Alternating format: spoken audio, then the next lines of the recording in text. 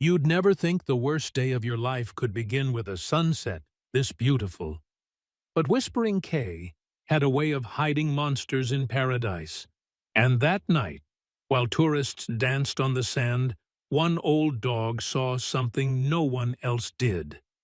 And it changed everything. The sun was melting into the sea like warm honey, casting golden hues over the shoreline of Whispering Cay, a small, exclusive island off the coast of Florida, known for its luxury resorts and picture-perfect beaches. It was the kind of place honeymooners dreamt about, and influencers filtered the life out of with every selfie. But for Frank Donovan and his old canine partner Shadow, it was just where they retired to be forgotten. Frank sat on a beachside bench, sipping iced coffee from a paper cup, his old FBI badge now tucked somewhere deep in a drawer he hadn't opened in years. His partner, Shadow, a large, grizzled German shepherd with cloudy eyes and ears that still perked at the sound of a drone or a gunshot, lay at his feet, nose twitching against the salt air. They were both relics of another life. A group of teenagers passed by, laughing loudly, camera phones in hand. One of them, a girl with a sharp eye and a Nikon slung across her shoulder, paused to snap a shot of the horizon. She had freckles, sea-tangled hair, and a focus that reminded Frank of someone who'd seen more than her age suggested. "That's Jessica," one of the hotel staff had said earlier. "Here for one last summer with her friends before college." Shadow lifted his head as she passed, sniffing the air. His tail gave a short wag, but something in his posture stiffened. Frank noticed, but barely reacted. "Easy, boy, just kids." But Shadow's nose didn't lie. It never had. That evening, as the beach filled with tiki torches and reggae bass lines, Frank wandered toward the security booth at the resort. He did part-time surveillance consulting, mostly to keep from losing his mind, and for the occasional free meal. Jessica and her friends were headed to a beach party near Driftwood Cove, a more secluded part of the island. Frank made a note, mostly out of habit, to keep an eye on the cameras. Shadow lingered near the dock, ears alert, nose pointed inland. He didn't like the scent on the wind. 30 minutes later, while the teenagers danced in the firelight and toasted each other with fruit punch and cheap rum, Shadow started to growl. Low, deep. A warning from a part of him that had never quite retired. Frank followed his gaze. There, standing half-shaded behind a grove of sea grapes, was a man. Not a teenager. Not even close. Dressed in crisp white linen. Too clean. Too composed for a beach rave. He wasn't looking at the party. He was looking at Jessica. And he was smiling. "Hey!" Frank shouted, instincts kicking in as he stepped off the boardwalk. The man turned, only slightly, and drifted back into the darkness like a ghost swallowed by the foliage. "See something?" asked one of the younger security guards nearby, distracted by a phone. "Yeah," Frank muttered. "Something that shouldn't be here." Later that night, Frank reviewed the camera feeds while Shadow paced anxiously behind him. The beach footage was clear. Kids dancing, laughing, setting off sparklers. Jessica moving toward the edge of the party alone, pointing her camera out at sea. Then, static. A sudden blackout on camera 6, the one facing Driftwood Cove. It had gone down at 10:53 p.m., back online at 3:07 a.m. That never happened. Frank's stomach dropped. He called the front desk. "Jessica Barnes and her friends. Have they checked back in?" "Not yet, but it's still early," the clerk said with a shrug in her voice. Frank ended the call, grabbed his flashlight, and whistled. Shadow was already at the door. If you're following Shadow's journey and believe in the power of animals to change lives, don't forget to subscribe to our YouTube channel, Heroes for Animals, where real stories meet real heroes. The next morning, whispers were already spreading. 3 guests, Jessica, Megan, and Tyler, hadn't returned to their rooms, their beds untouched, their belongings intact. Frank requested access to all external camera footage, but he already knew what he was going to find. Nothing. All the cameras had failed. At the same time, for over 4 hours. Coincidence or sabotage? Down by the dock, Shadow tugged at the leash, sniffing along the sand with purpose. He stopped suddenly, pawing at a shallow patch near a cluster of palm roots. Frank knelt beside him. Buried under the sand was something small and glinting, a silver charm bracelet, butterfly-shaped, delicate, and very familiar.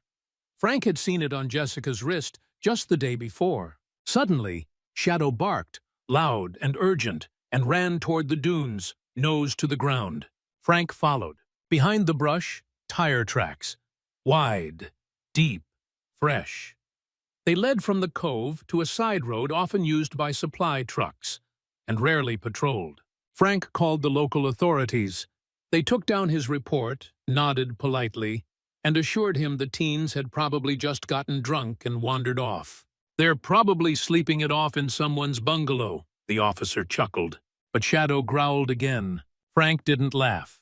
That evening, as the sun dipped below the horizon once more, the island seemed off, quieter. Shadow lay on the porch of Frank's bungalow, ears up, head low. Frank sat beside him, going over the events again. The man in linen, the camera glitch, the tire tracks, the bracelet. And now, the deafening silence. A memory came to him.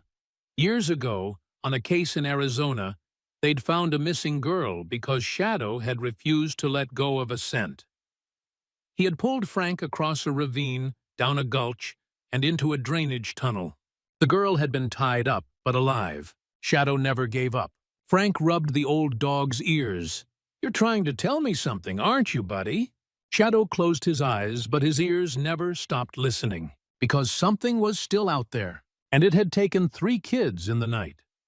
The next morning, the sky over Whispering Cay was overcast, and the air was thick with humidity. It was the kind of morning that made everything feel slower, except for Frank Donovan's heart. It had been racing since 6 a.m. when he knocked on Jessica Barnes's hotel room and got no answer. No answer from Megan Thompson's room either, or Tyler Hall's. The front desk staff hadn't noticed. "Maybe they're out kayaking," the concierge said with a yawn. "Happens all the time." But it didn't happen all the time. Not with this many signs. Frank had seen it before, that eerie calm before a case turned into a headline. And Shadow, his old K9 partner, was more agitated than ever, pacing, sniffing, barking short bursts as if trying to say something. Frank had learned long ago to trust the dog more than the people. After all, Shadow had never been wrong. They walked the perimeter of the Driftwood Cove beach again, this time in daylight.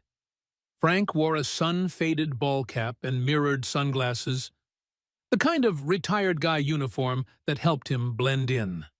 Shadow wore nothing but a focused stare. At a spot near the edge of the dunes, Shadow stopped dead in his tracks. Frank turned to see what had caught his attention. There, just barely visible under the sand, was a torn piece of fabric, pink, possibly from a bathing suit. Beside it, Shadow pawed at the ground until Frank gently pulled him back and uncovered a scuffed flip-flop. The brand logo nearly faded. Frank bagged both items and snapped a photo on his phone. He'd worked with enough missing persons cases to know this was no accident. This was a trail, and it hadn't gone cold just yet. Shadow was now pulling harder on the leash, following something unseen, or at least unsmelled by human noses. He led Frank toward the maintenance road at the back of the property, where delivery trucks and golf carts came and went unnoticed by the beachgoers. Parked under the shade of a palm tree was a jet-black SUV. Same one from last night. Frank approached casually, eyes scanning for license plates. None in the front. Rear plate covered in sea salt and dust, but definitely Florida tags. Probably a rental, but too clean, too polished for an island vehicle. Shadow began growling, low and constant. Frank touched the hood, still warm. Whoever had driven it had been here recently. He pulled out his phone and called the local police again. 15 minutes later, Officer Rick Morales arrived. Mid-40s, mustache, relaxed island attitude. He nodded at Frank's report, took a lazy glance at the SUV, and scribbled in a small notebook. "I'll run the plate," Morales said. "But chances are these kids just skipped out on curfew." Frank didn't even try to hide his frustration. 3 guests, gone. No checkout, no sightings, missing cameras. That doesn't set off any bells? Morales shrugged. "We're on an island, Mr. Donovan. People get lost in paradise all the time." Frank bit his tongue. He wanted to say, "And some never come back." But instead, he thanked the officer and turned away. Shadow was already ahead, sniffing along the fence line. They returned to Frank's bungalow around noon. The heat had risen, but Shadow was restless. He paced the tile floor, then sat by the door, whining. Frank opened the door. "You want to go?" Shadow barked once. They followed the narrow service path behind the resort, where the trees grew thick and untamed. Halfway down the trail, Shadow froze again, staring at a low bush. Something shimmered beneath it. Frank knelt down and carefully reached inside. A small velvet box. He opened it. Inside was a gold charm bracelet, nearly identical to the one they'd found before. But this one had initials carved on the butterfly charm. J.B. Jessica Barnes. Frank's stomach twisted. He looked around, scanning the trees. There was no way this had landed here by chance. Someone had dropped it, or left it, and they wanted it found. Shadow sniffed the bracelet, then barked sharply and sprinted ahead. Frank ran after him. They reached a chain-link fence that marked the edge of an old property, a large estate that once belonged to a wealthy developer. Now it was overgrown and half-forgotten, hidden behind mangroves and palm fronds. But someone had recently cleared a path through the brush. Shadow didn't hesitate. He wriggled under a loose part of the fence and barked at Frank from the other side. With a grunt, Frank followed. Beyond the fence, the property was eerily quiet. No birdsong, no crickets. Just the sound of distant waves and Shadow's feet crunching on gravel. Frank scanned the area. Broken windows, old shutters, a faded sign hanging askew. Private property, no trespassing. They moved deeper in. Behind the house was a shed, barely standing. Shadow sniffed at the door, then sat down and whined. Frank eased it open. Inside, among moldy boxes and rusted tools, was a mattress. Dirty, flattened in, recently used. Beside it, a water bottle, half full, fresh, and a small drawing pinned to the wall. A pencil sketch of the beach, the party, the firelight. Signed at the bottom in shaky handwriting, J.B. Frank stepped outside, pulse pounding. He was sure now. Jessica had been here, recently, possibly still close. But who else knew? As he scanned the tree line, a sharp whistle echoed through the woods. Shadow growled. Then they heard it, a motor revving from the far side of the property. Frank ran toward the sound, crashing through the brush, Shadow at his heels. By the time they reached the other side, the SUV was gone. Just a trail of churned-up dirt and skid marks leading back toward the main road. That night, Frank sat on the porch again, bracelet in one hand, beer in the other. Shadow lay beside him, quiet but watchful.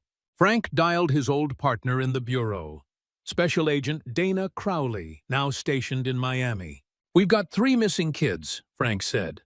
"One of them left behind personal items in 2 separate locations, and there's an SUV that's been tailing them. The locals won't touch it." Crowley listened and then sighed. "I'll see what I can dig up on the plate," she said. "But be careful, Frank. You're not exactly on the clock anymore." Frank looked down at Shadow. "Neither is he," he said, but he never really stopped working. At 2 a.m., Frank awoke to a noise. Shadow was already at the door, ears alert, body tense. Frank grabbed his flashlight and stepped outside. On the porch rail was an envelope. No name, no stamp. Inside, a printed photo. Jessica, bound and blindfolded, sitting on a chair in what looked like a white-tiled room. No windows, just a single light hanging overhead. Written across the bottom, "She's still alive, but not for long. It rained the next morning. Not a soft Florida drizzle, but a heavy gray curtain that soaked the palms and slicked the brick paths of Whispering Cay, like the island was mourning something. Frank Donovan stood on his porch, staring at the photograph from the envelope. Jessica's face, bruised, blindfolded, still alive. The threat scrawled across the bottom in thick black marker. She's still alive, but not for long. Shadow sat beside him, tail motionless, erased. The old German shepherd hadn't moved from his post all night. Frank had dealt with a lot of sick minds during his FBI years. But this was different. This felt personal, calculated, designed to provoke. And it was working. Frank slid the photo into a sealed evidence bag, then placed it inside a manila folder, along with the bracelet and the drawing from the shed. He dialed Dana Crowley. "You need to see what I've got," he said. She didn't ask questions. "Come to Miami. I'll loop in a profiler and a tech analyst. Bring the dog." They left the island by ferry that afternoon. Frank sat with Shadow on the top deck, wind whipping through their hair, the resort growing smaller behind them. "This isn't some ransom case," he muttered. "This is a game." And Shadow, nose in the wind, agreed with a low growl. At the Bureau field office in Miami, the evidence was logged and analyzed. The bracelet, the flip-flop, the fabric scrap, all matched Jessica Barnes. The photo had been printed on premium matte paper, the kind used by professional printers. No fingerprints, no DNA. Dana stood in the conference room with Frank, a profiler named Marcus Lee, and a forensic tech named Emily Zhao. "This isn't the work of a first-timer," Marcus said. "The photo was meant to scare you, and it did. That tells us he's watching." Frank folded his arms. "You think this guy's been here the whole time?" Emily tapped her tablet. "Actually, I traced the embedded metadata on the photograph. Whoever took it turned off GPS, but forgot one thing." She zoomed in on the lower corner of the image. A reflection, tiny but clear, in the silver base of the hanging light, the outline of a surveillance camera. "That's a Hikvision model," she said. "Commercial grade, sold mostly to high-end security systems and government contractors." Marcus raised an eyebrow. "You thinking this guy's military? Or pretending to be?" Frank said. "Either way, he's got a lot of money." Shadow suddenly stood up and barked once. Everyone turned. He was staring at the video walls, a grid of live island feeds Dana had requested from the Whispering Cay resort after Frank reported the SUV. In one camera, near the old marina on the north edge of the island, a familiar black SUV cruised slowly past a maintenance gate. Frank narrowed his eyes. "That's him?" Dana picked up her phone. "We're not waiting." They flew back that same evening, a small Bureau chopper landing discreetly behind the Whispering Cay firehouse. Local police weren't looped in. Frank, Dana, Marcus, and Shadow drove a borrowed Bureau SUV to the marina. It was empty. But Shadow wasn't interested in the docks. He led them along the side of the old boathouse, through a rusted gate and down a barely visible path behind a pile of rotted rope and barnacled debris. The air shifted, cold, moldy. Shadow stopped at a half-sunken foundation, what once might have been a maintenance shed, now covered in vines and trash. Frank drew his weapon. Dana nodded. They approached the door. It was chained shut, but Shadow wasn't looking at the door. He was staring at the ground, nose pressed to the dirt, pacing in a slow circle, then pawing at a patch near a broken pipe. "What's he doing?" Marcus whispered. Frank dropped to one knee. "Digging." They moved the loose soil aside with their hands. After about 12 inches, metal. A hatch. Dana used bolt cutters to snap the padlock. The hatch creaked open, revealing a steep, narrow staircase of rusted metal. A light flickered below. Shadow went first. The air inside was damp and electric, buzzing with the hum of old generators and wires. The walls were concrete, smooth, windowless. Marcus stepped cautiously, sweeping the area with his flashlight. "What the hell is this place?" Frank's voice was cold. "A bunker." Dana examined a wall-mounted panel. "Surveillance agency. all black now but still warm to the touch, a bank of hard drives below. Emily's voice crackled through the radio. "You found something?" "Oh yeah," Frank said. "We found his lair." Shadow padded down the hallway, tail stiff, nose to the ground. He stopped at a steel door with a keypad entry system. It had been disabled, pried open recently. Inside, the room matched the one in the photo. Tiled walls, a single light bulb above, and a metal chair bolted to the floor. But it was empty now. Frank walked slowly to the chair and knelt beside it. A strand of hair clung to the armrest, long, light brown. Jessica was here. Marcus snapped photos. Dana began taking inventory of the tech. Multiple monitors, sedatives on a nearby cart, a small fridge with electrolyte drinks and nutrition packs.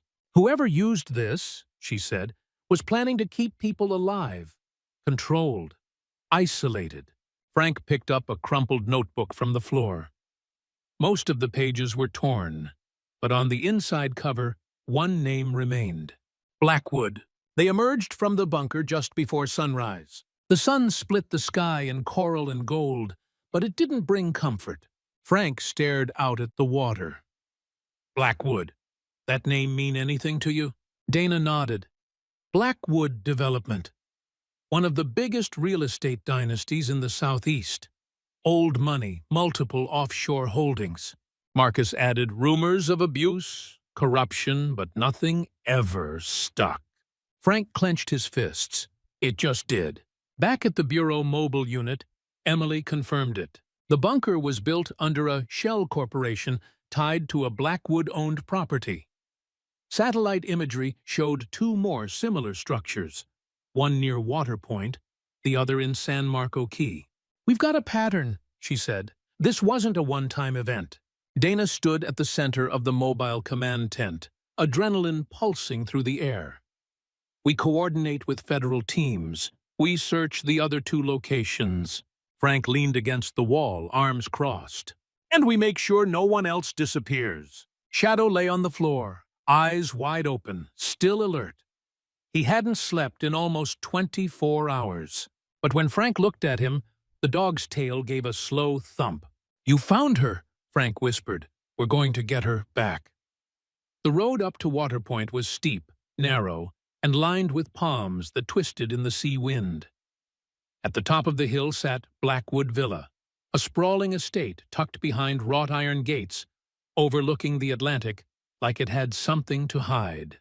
Frank Donovan had been quiet the entire drive. Shadow sat in the back seat of the black SUV, ears twitching every time the tires hit a loose rock. His body was alert, focused, but something in his posture told Frank this wasn't going to be a normal search. Nothing about this case had been normal. The team was small but experienced. Frank, Shadow, FBI agent Dana Crowley, tech specialist Emily Zhao, and Marcus Lee, the behavioral profiler. Blackwood Villa was officially under renovation. The property had been tied to the same shell company as the underground bunker. On paper, it was owned by a Caribbean development firm. But the money trail circled back, just like before, to the Blackwood Family Trust. They had a warrant, barely, signed that morning by a federal judge. It wouldn't hold up forever, especially against a family with power lawyers and deeper pockets than the ocean. So the team needed to work fast. "Let's go," Dana said, stepping out as the gates creaked open. The grounds were immaculate, too immaculate for a property supposedly abandoned. The grass was cut, windows washed. There was even fresh paint along the southern balcony. Frank noticed it immediately, the scent of chlorine, sharp and unnatural for the open air. Shadow noticed, too. He was already pulling at the leash. The front door gave way without a sound. Inside, the air was unnaturally cold. Industrial-grade air conditioning was running at full blast. And it wasn't empty? Not furniture. That had been cleared out. But security cameras were mounted in every corner, tracking their movement. Each lens blinked red. "Someone's watching," Emily murmured. "Let them," Frank said. "We're done waiting." They split up. Emily went to the control room, what had once been a wine cellar, and began pulling hard drives. Marcus moved through the upstairs bedrooms, taking photos and notes. Dana coordinated with backup outside. Frank followed Shadow. The dog moved like a bloodhound possessed, nose low, weaving through hallways like he'd memorized the floor plan in a past life. He stopped suddenly at the end of a long corridor, in front of what looked like a walk-in linen closet. But it wasn't. Shadow pawed at the floor. Frank knelt and ran his hand over the tiles. A hollow sound. There was a trapdoor, expertly hidden beneath a false grate. He opened it. The stairs led down to a basement, cooler, darker, and quieter than the rest of the house. At first glance, it looked empty, but as Shadow entered, he froze, then growled. Frank swept the flashlight across the floor. There in the corner of the room was a cot, folded sheets, a small bucket of water, nothing else. Except a stuffed animal sat propped against the wall, a worn-out teddy bear with one missing eye. Frank approached slowly. He recognized it. Jessica's little brother had given it to her for protection before the trip. She'd joked about it at the welcome dinner. He thinks it'll keep me safe. Maybe it will. Frank swallowed hard. She was here, he said aloud. Recently. Emily's voice came through the radio. We pulled internal security logs. This place was active 2 weeks ago. There's a data server under the main stairwell. It's encrypted, but I'll get in. Keep digging, Dana replied. Upstairs, Marcus called out, You'll want to see this. Frank and Shadow returned to the second floor, where Marcus stood inside a small study.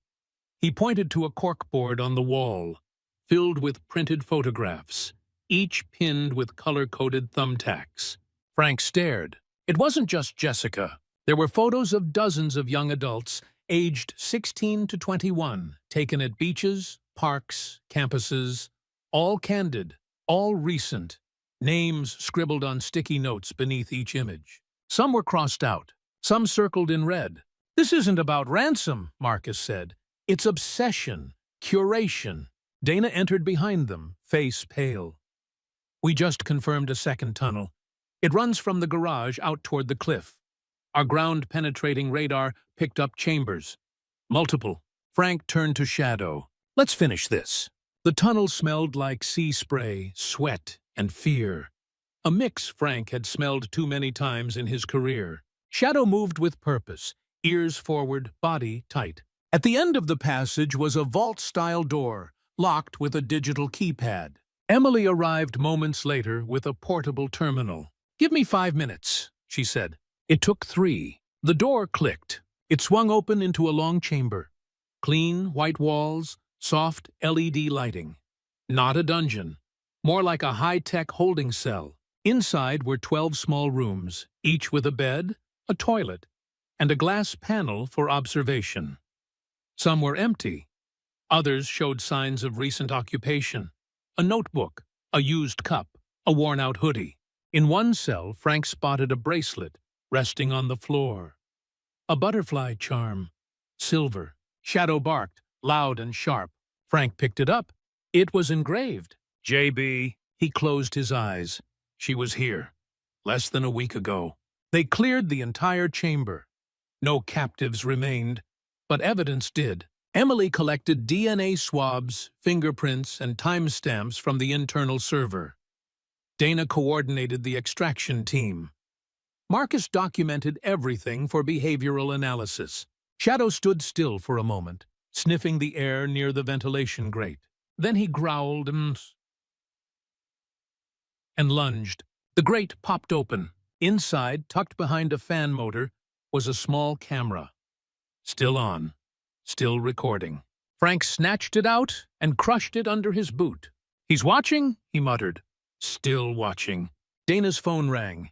She answered, listened for a moment, then looked at Frank. We got a hit on the Blackwood yacht. It left San Marco Key 2 nights ago. Docked this morning in Puerto Rico. Frank's eyes narrowed. He's moving her again. As the team debriefed on site, Shadow curled up near the exit, breathing hard. He'd been pushing himself. No food, no rest. Frank knelt beside him, running a hand over his spine. You're the one finding her, buddy, he whispered. piece by piece. The villa was sealed off as a federal crime scene. News hadn't broken yet, but it would. And when it did, the name Blackwood would be all over it.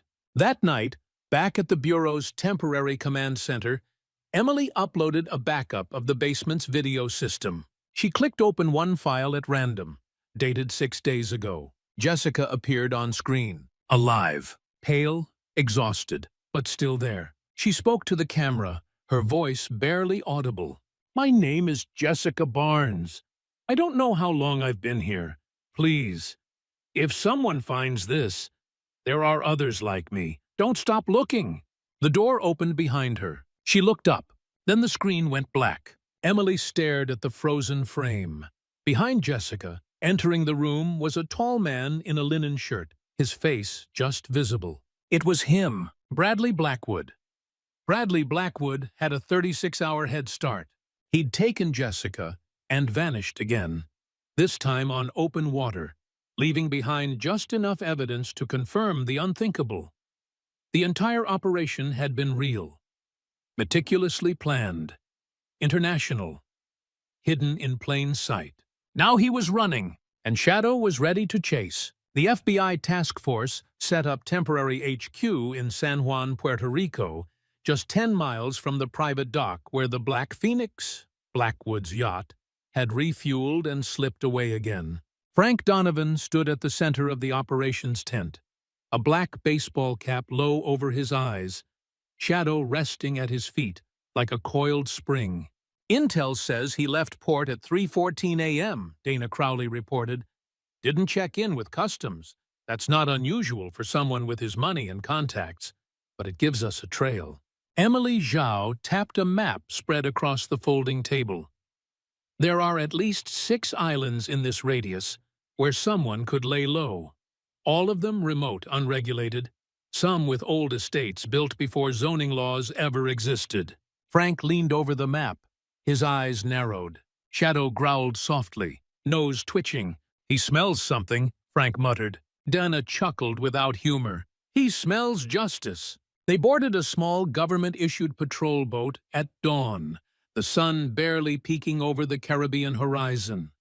The water sparkled like glass, deceptively calm. Shadow paced restlessly on deck, his paws skimming the slick floor, nose lifted to the wind. "You sure he's up for this?" asked the young Coast Guard officer piloting the boat. Frank nodded. "He's never failed a trail." The officer raised an eyebrow. "And you trust his nose that much?" Frank didn't blink. "With my life." The second island they searched was called Isla Perdida, technically private, with no active residents, just an abandoned plantation-turned-vacation home owned by yet another Blackwood front company. The shoreline was empty, overgrown with sea vines and wild palms.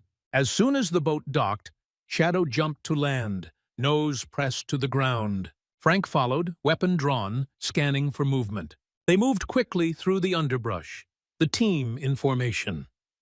After 15 minutes, Shadow stopped, a glint of metal. Frank knelt, brushing leaves away to reveal a camera lens. It was embedded in a tree. "Live," Frank mouthed a curse. "He's watching." Dana barked into her comms. "Eyes up? Assume he's got surveillance on every approach." Emily stayed back with tech equipment while Frank, Shadow, and 2 agents moved toward the old villa at the center of the island. It stood like a skeleton of wealth, massive, ornate, windows shuttered with reinforced steel. Shadow led them to the side where a cellar entrance was hidden beneath rotting planks. The dog sniffed the handle, then turned in a tight circle. Frank opened it. The air that rushed out was stale, electric. Shadow barked, once loud and clear, and charged inside. The basement smelled of bleach and cold iron. It was narrow and low-ceilinged, with recent footprints in the dust. But the space was empty, recently cleared. Frank swept with his flashlight. Nothing but discarded bedding, a broken camera mount, and a small folded note. He picked it up, typed on clean paper. "Too slow, Donovan. You should have brought the dogs sooner." Frank felt his pulse spike. Shadow sniffed the corner, then barked again.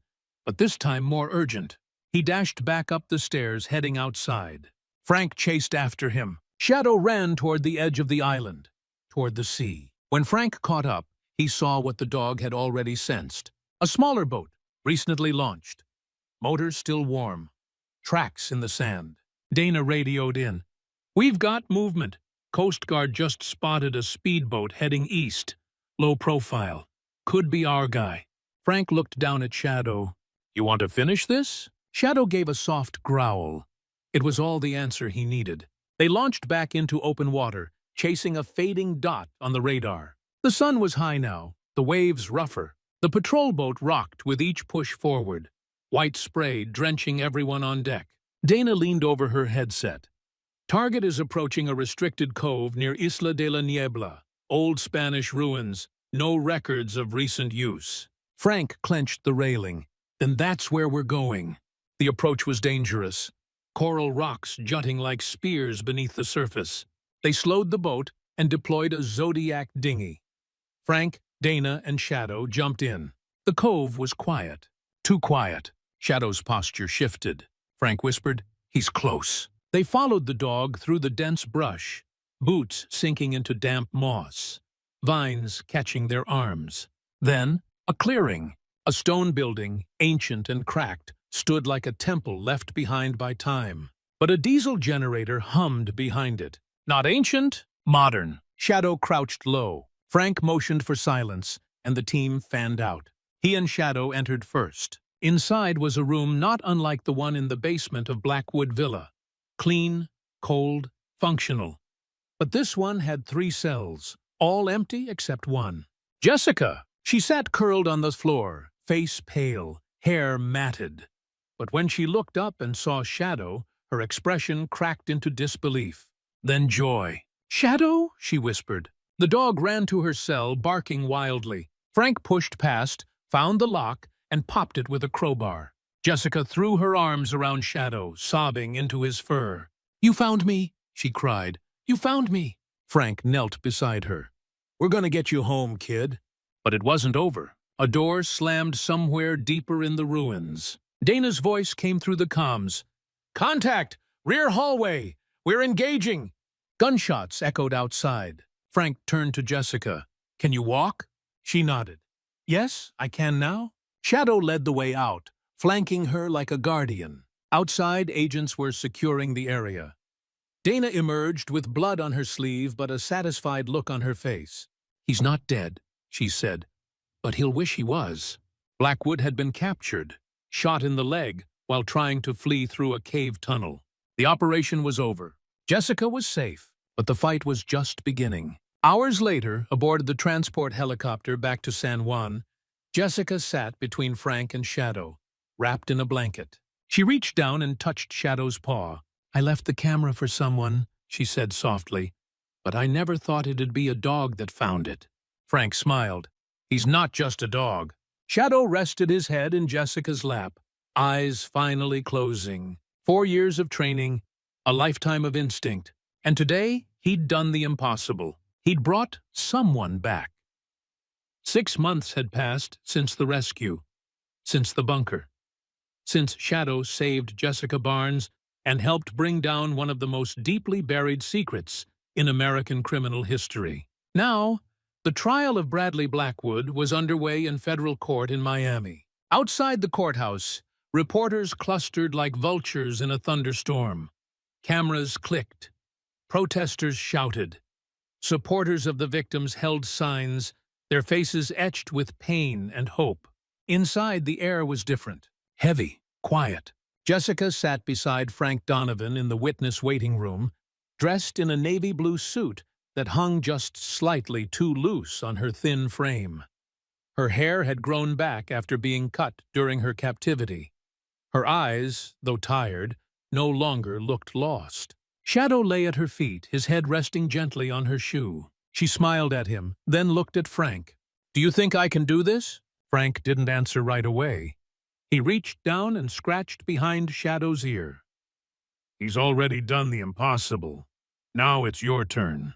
When Jessica took the stand, the courtroom went completely silent. She spoke clearly. She told them how she'd met Bradley on the beach, how he'd stalked her, how she'd been drugged, taken, and moved from island to island, kept in rooms made to look clean, normal, but that felt like slow death.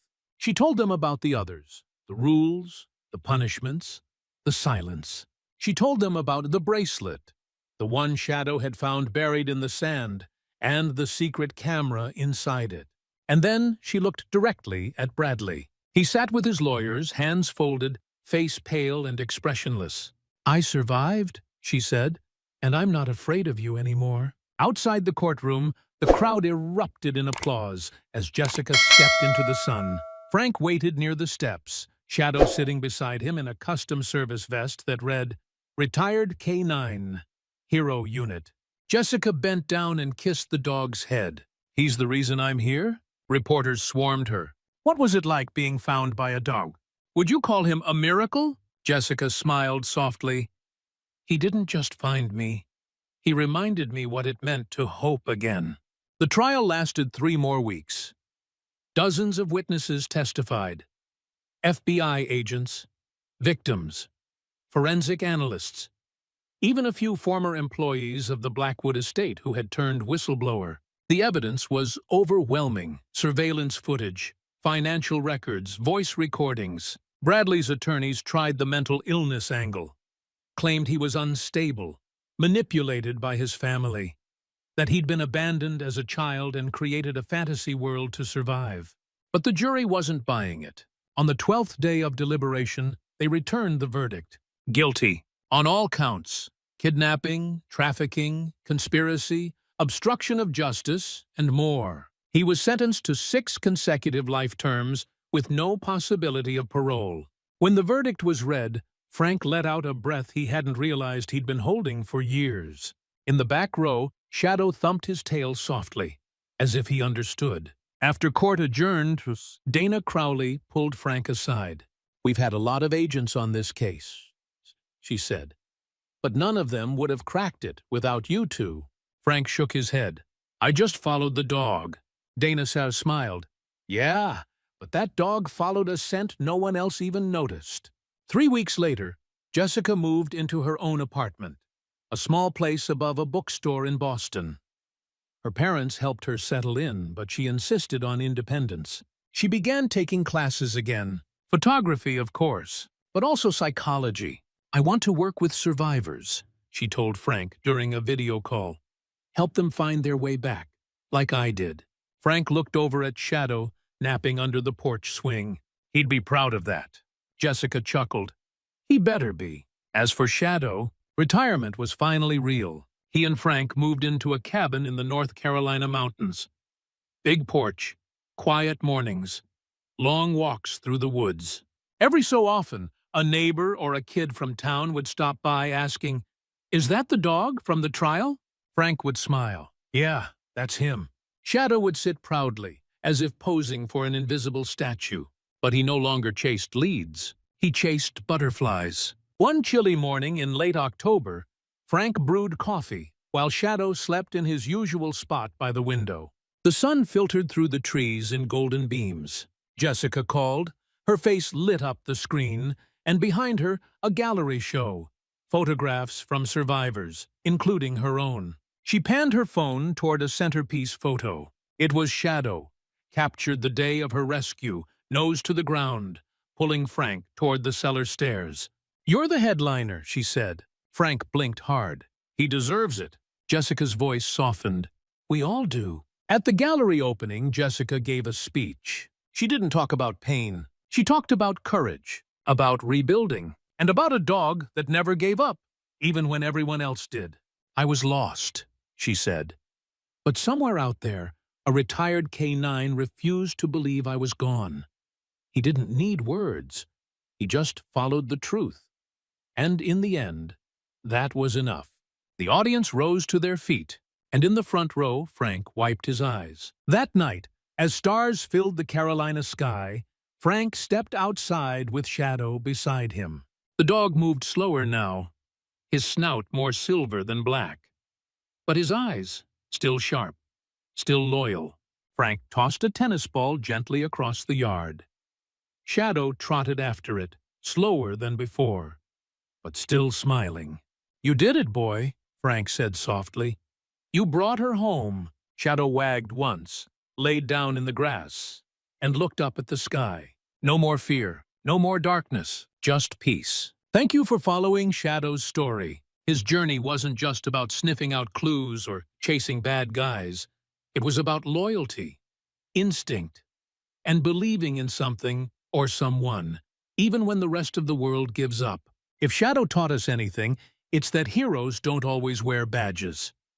Sometimes they wear fur and walk on 4 legs. What did Shadow's journey mean to you? Would you trust your life to a dog's instincts, like Frank did?